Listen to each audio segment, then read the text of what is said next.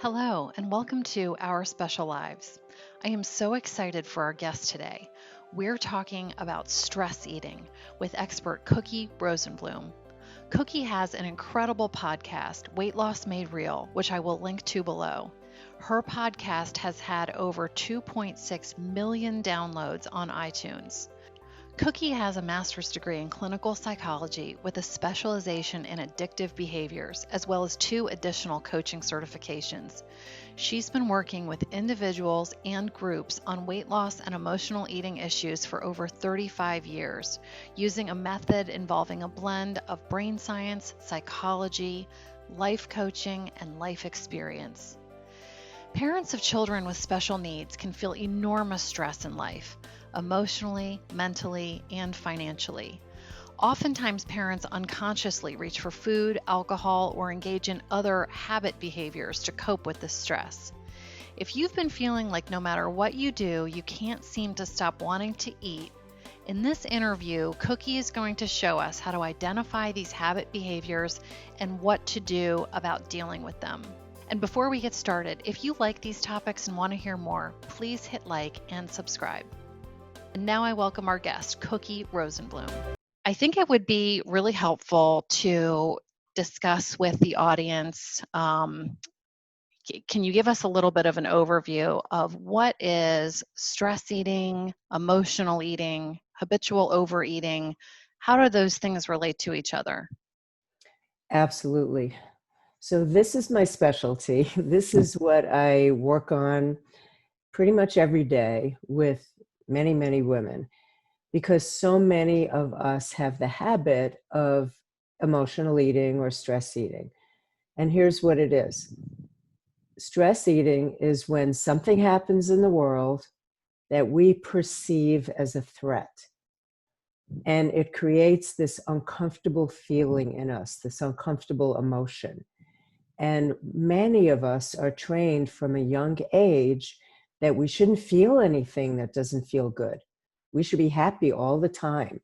So when something happens and we think about it, and then we have this uncomfortable feeling, we want to run and hide. And what's easy and quick is to eat something. And that's how we learn it. And it usually starts in childhood. When we either get rewarded with food that reinforces good feelings, or we get rewarded with food when we're going through a challenge. Here, honey, you didn't get the grade you wanted on that test. Here's some ice cream. This will make you feel better. Or, Jane doesn't want to be your friend anymore. Don't worry about that. Let's go out for pizza. So stress eating or emotional eating is feeling any feeling that we decide we don't like how it feels, and we use food to distract ourselves from what just happened and what we thought about it. And then how does habitual overeating play into that? Habitual overeating means that you're not eating from hunger, but you're eating because of some kind of cue, like seeing somebody else eating, and you suddenly think, whoa, I want some of that. Or you see a commercial on television for, a food chain, and you suddenly find yourself going downstairs and wandering in the kitchen. So habitual overeating is when we're triggered by something that reminds our brain that that food tastes good, and why don't we eat it right now? Or even looking at your watch and saying, oh, it's noon. I should be getting lunch right now. So it's not triggered by an emotion or by what we perceive as stress. It's just triggered by, it's just really a habit. It could be a person, could be a time, could be a place, could be that we smell something good, and all of a sudden we feel like time to eat, time to grab something. So you mentioned when you don't feel hungry. So can you talk a little bit about that? Like when are you supposed to eat? Because I think it gets very confusing. I mean, I think, from childhood, we learn that you should, eat at a certain time, like you mentioned, or eat because everyone else is eating. Um, what is actually the time that we should be eating? Okay, good question. um, Our goal, my belief is that our goal is to eat like natural eaters eat.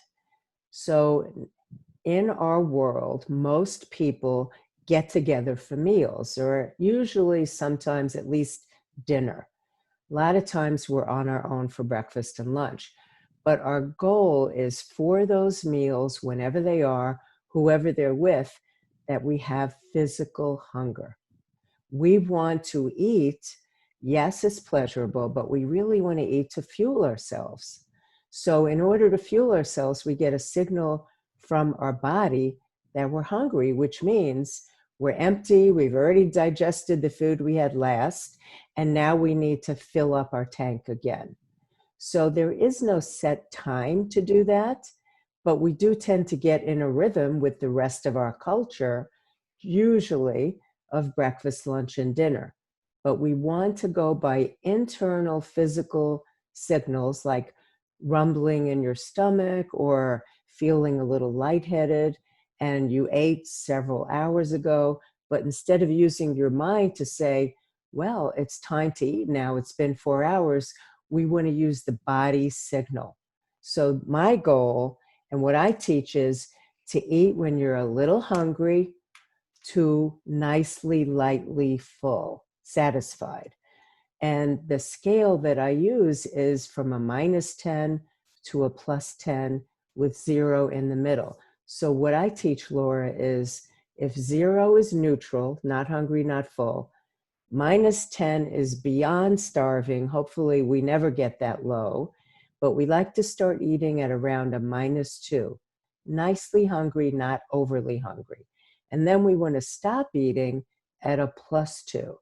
So maybe after Thanksgiving holiday in the US, we might be at a +8 where we have to lay down and open our pants.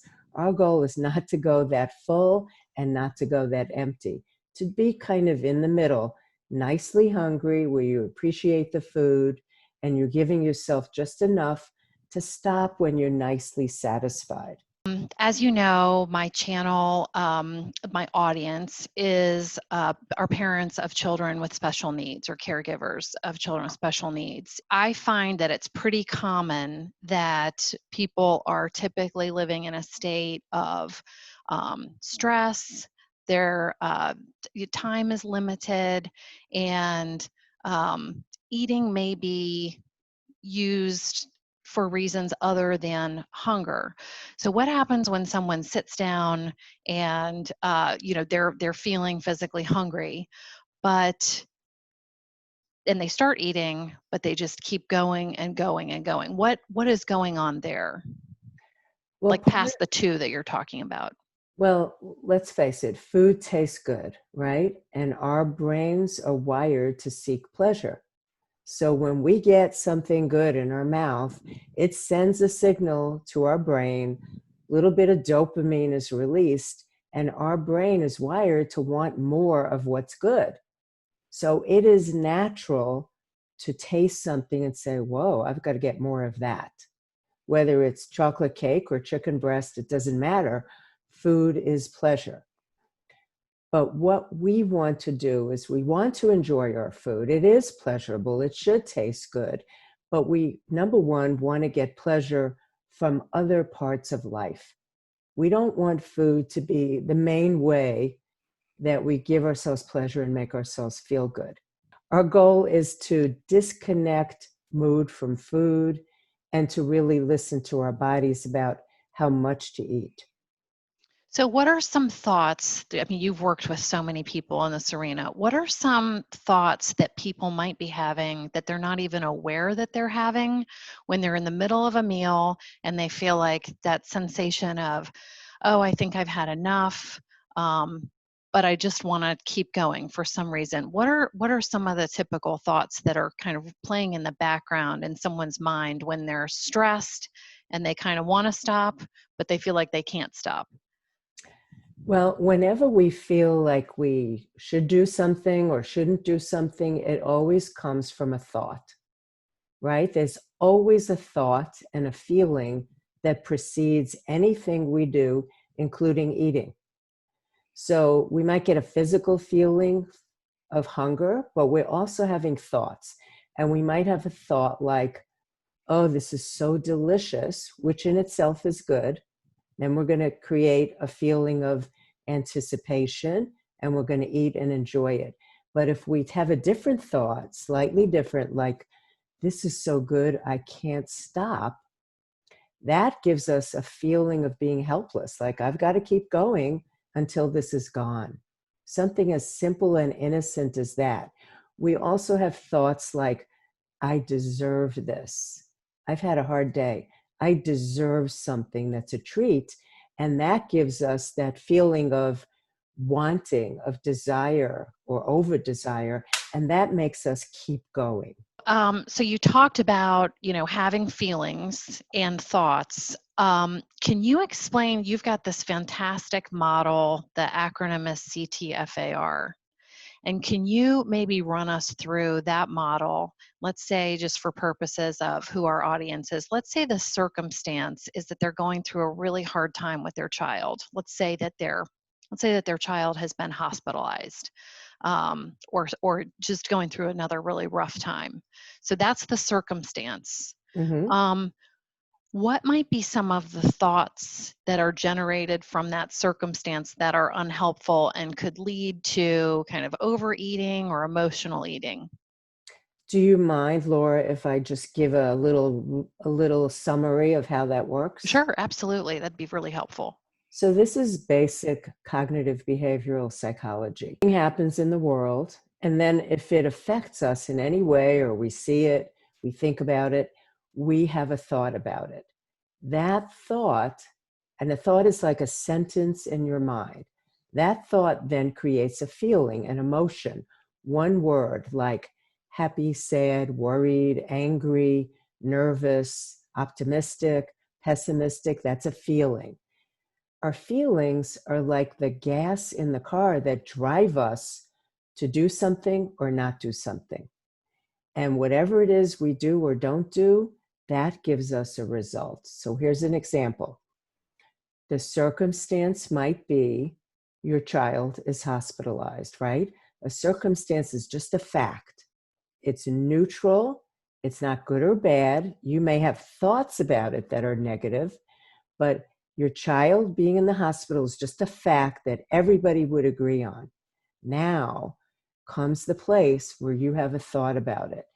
If your thought is something like, I can't handle this, it's not going to be okay, I don't know what to do. Let's take one of them. I can't handle this. That thought is what creates your feeling.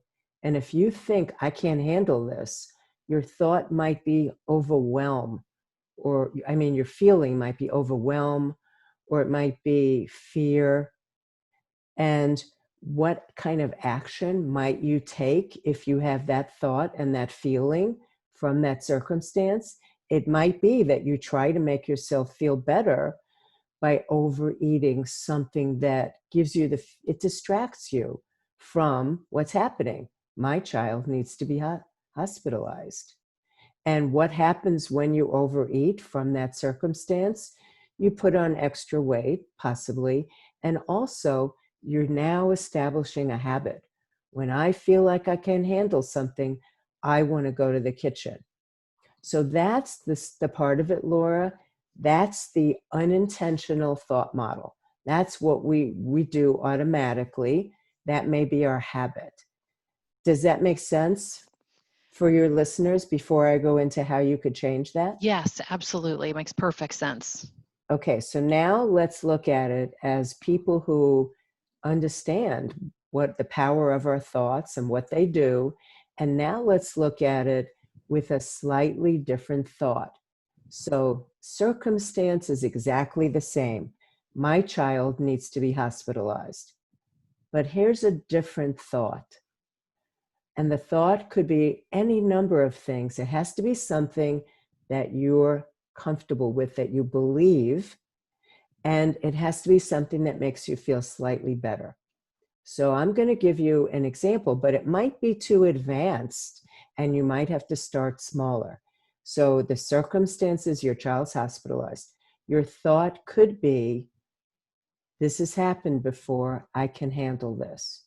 Or, I've never done this, but I will get through it. Those thoughts create quite a different feeling, right? They create the feeling of confidence, of optimism. And if you felt confident or optimistic, your thoughts wouldn't go to get me into the kitchen. Your thoughts would go to, what do I need to do next? And maybe your action might be, I need to make a list of things I have to do. I need to call people and get help. I need to get support. And you figure it out. And your result is your child is still hospitalized, but you go through it in a way where you feel more in charge instead of totally overwhelmed. And this is happening to me, and I have no say in it. Well, that makes perfect sense, and that's one of the reasons why I think your approach and your podcasts are so powerful, because it's not really just about eating. It's really about changing the way you view your life, and just really enhancing your overall level of happiness and optimism, and figuring out a way to empower yourself, kind of regardless of what the specific issue is that you want to address in your life. It really, I think that model is so helpful. I agree. And I think that it helps to begin to think of yourself as I am a person having this thought, as opposed to, well, I'm thinking this, therefore it must be true, therefore I got to react to it and act on it. Hmm. Just because we think something doesn't mean it's true. We have 60,000 thoughts and more every day. Some of them just fly through our brain and we don't give them a lot of attention. But if you have situations in your life, circumstances with your child, and you typically go into panic mode or go into depression or go into overeating or over drinking, then this is a perfect way for you to step back and look at your thinking and think, all right, here's what's happening. Now, I'm a woman having a thought that I can't handle this feels better than I can't handle this. Yeah, I mean, I think before I started listening to your work, I kind of thought that every time I had a thought, I had to give it credence because it showed up in my mind. And now I understand that if a thought like that comes up and I don't like that thought, I can just really set that thought to the side and come up with a better, more empowering thought. And that thought has just as much credence as the old thought that came in that was not helpful. Absolutely. And the way that you could know whether your thought is the reality or just your thought is to ask yourself, all right, my child is being hospitalized and I'm thinking I just can't handle it. Is that thought true or not? The way that you could tell is, would everyone in the world with the same circumstance feel the same way and think the same way? And we know that they wouldn't. There would be a wide range of different thoughts. That's how you know that your thought is just made up by your brain, and it's probably what you've practiced for so long that it just feels like, no, this is just the truth, Hmm. right? But it's not just the truth. It's just one way of thinking about that circumstance. What do you recommend for people who maybe aren't even aware of these um, thoughts that I feel like the process that you described a lot of times plays in the background and is very unconscious. So a practical way that people can start maybe understanding the cascade that happens when they're presented with something stressful? Okay, so with these kids, tell me if I'm wrong, but I am guessing that a lot of things come up that are unexpected, right? Yes, I And mean, I think there are challenging circumstances that arise probably on a daily basis. yes, in addition to your regular everyday life has challenges that most of the world does not have to deal with. Right. So it's the unexpected and the expected, and they could all be perceived as stressful. So, not when you're in the middle of a challenge, but when things are peaceful, what I would do is when you have that 10 minutes for yourself, to literally sit down with your phone, memo, or with your laptop, or with a little simple piece of paper and write down, what are the common thoughts I think that come up all the time? Because even though we think this is unique, this is different, I'm different, my situation's different, we all tend to use half a dozen different repetitive thoughts. And they might be simple, like, I can't handle this. I don't know what I'm going to do. When you tell yourself you don't know what you're going to do, your brain spins around and it doesn't give you options, right? So notice, what is it you think on a regular basis, and write them down, simple sentences, because the more you know the messages your brain goes to, typically, the quicker you'll be at spotting them when they come up, and the easier it will be to step back and say, oh, wait a minute, there's my old story again about there's no way I could handle this. That's just my story. How could I look at it differently? So I think the key, Laura, is when it's a peaceful time, seeing what your thoughts are, writing them down so you get more used to seeing them quickly before you work yourself up and get upset, overwhelmed, and do a behavior to distract yourself. Yeah, because the behavior that we all use to distract ourselves, whether it's eating or drinking or binge watching TV or overusing social media, really any of that, if you really look, that doesn't solve one problem that you have. And I think it's a kind of a common thought that we think subconsciously that it will somehow help because it maybe feels good in the moment, but it never does, and oftentimes it makes things worse. It gives you temporary, very temporary relief. The way it does that is just by distracting you from whatever it was you were upset about. But when you are done overeating or over drinking or over searching the internet, whatever it is that you do to escape your reality, the problem is still there. The circumstance is still there. And in addition, now you've added this extra layer to it of an unhelpful habit, right? So you really want to try to step back and see what you're doing, not get mad at yourself, not judge yourself. This is what you somehow learned as a coping mechanism. But it's not, if it's not working, just step back and try to look at it factually and say, every time I get a situation and I get upset about it, I end up doing this. Is this what I want to keep doing?